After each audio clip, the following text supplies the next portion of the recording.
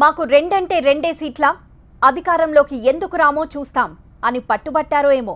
రెండేళ్ల ముందు నుంచే ఎన్నికల సంఖారావం పూరించబోతోంది తెలంగాణ కాంగ్రెస్.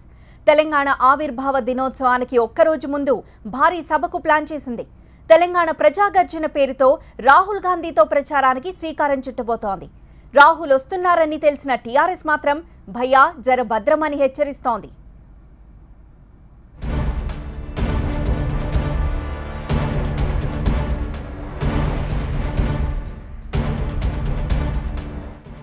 తెలంగాణలో కేసీఆర్ పాలనను అస్సలు జీర్ణించుకోలేకపోతోంది కాంగ్రెస్.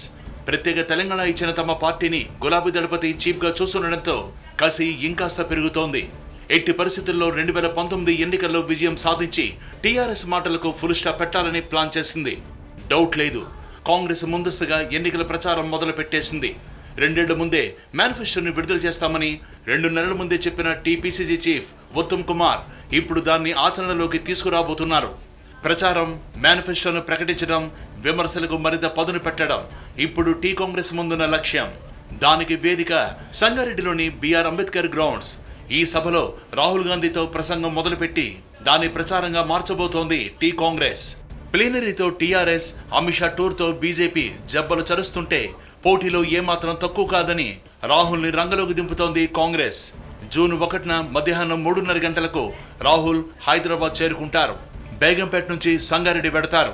ఈ మధ్యలో రాహుల్ కాన్వాయ్ను నడిపిస్తూ భారీ బైక్ ర్యాలీతో కాంగ్రెస్ సత్తా చాటాలని భావిస్తున్నారు టీ కాంగ్ నేతలు. సంగారెడ్డిలో సభా వేదికను చేరడానికి ముందే మల్లన్న సాగర్ భూ నిర్వాసితులు, నిరుద్యోగులు, పంటకు గిట్టుబాటు ధర లేదంటున్న రైతులతో రాహుల్ మాట్లాడతారు.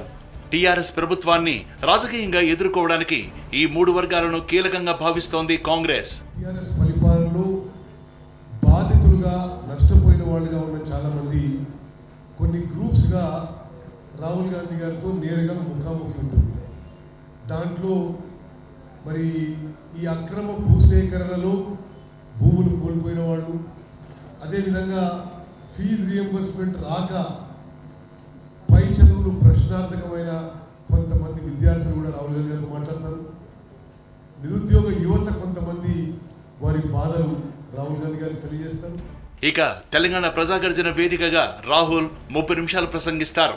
మత రాజకీయాలు చేస్తోందంటూ మోదీ సర్కార్ని, హామీలను తొంగలు తొక్కుతోందని టీఆర్ఎస్ ప్రభుత్వాన్ని విమర్శించాలన్నది టీ కాంగ్రెస్ బేసిక్ పాయింట్.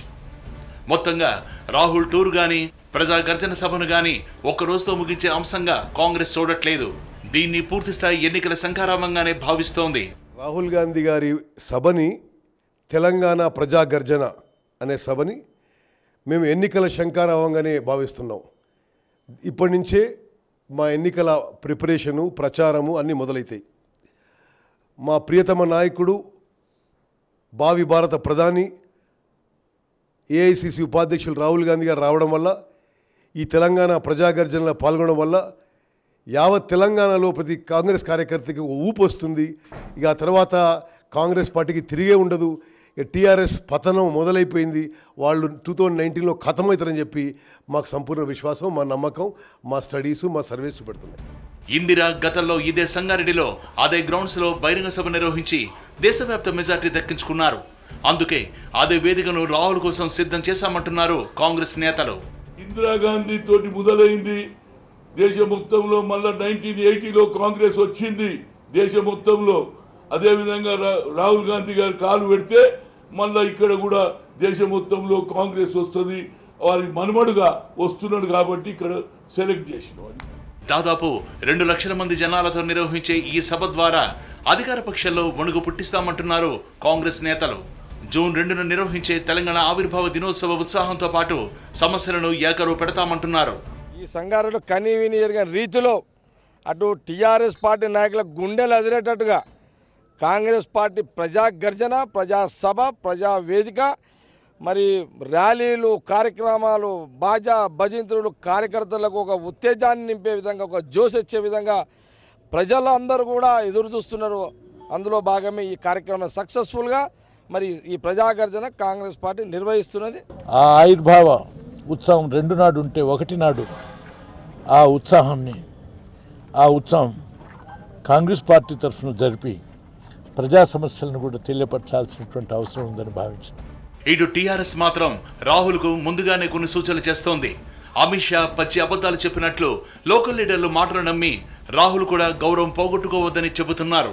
ఇవాళ తెలంగాణ ప్రభుత్వం ఈ 3 సంవత్సరాల్లో ఏం చేసిందో ఇవాళ ఒక్కసారి ఆయన తెలుసుకుంటే మంచిది. మీదేదో మీ స్థానిక నాయకుల మాటలు నమ్మితే మీ గౌరవమే పోతుంది, మాకేం పోదు.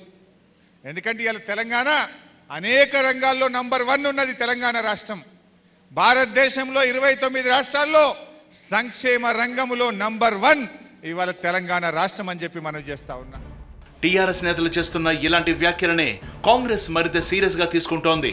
రాహుల్ సభతో ప్రచారం మొదలుపెట్టి ఓట్లు అడగడమే కాదు, టీఆర్ఎస్ ను లోతుగా విమర్శించడం, ఇప్పటి నుంచే దశల వారీగా మేనిఫెస్టోని ప్రకటించడం వంటి కీలక నిర్ణయాలు తీసుకుంది. ప్రజాగర్జన సభలోనే పంటలకు గిట్టుబాటు ధర, నిరుద్యోగ వృత్తిపై కీలక హామీలను ఇవ్వబోతోంది కాంగ్రెస్. సభ ముందు తర్వాత పార్టీలోని కొందరు కీలక నేతలతో రాహుల్ సమావేశమై 2019 టార్గెట్ గా అనుసరించాల్సిన వ్యూహాలపై చర్చిస్తారు.